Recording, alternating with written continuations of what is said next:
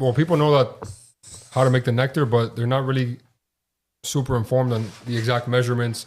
Should it be more watery? Should it be more nectar?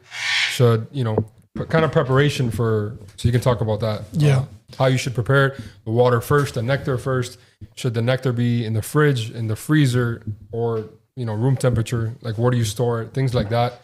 I get a lot of diet questions. So I don't want to spread any misinformation for the keyboard warriors, but to be honest, you want to keep it like a moderate thickness. Yeah. You don't want it to be, smoothie either, but you want it to be fairly thick. I would say a little more towards like an applesauce kind of? Nah, a little less. Maybe like a mango juice kind of thing. Mango nectar, I guess. Yeah, something like that. You want to replace the nectar often.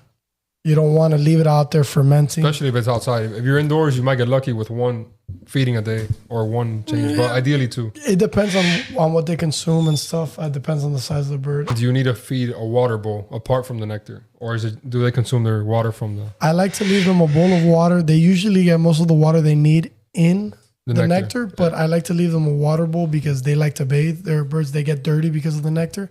So I like to leave them a bowl to bathe.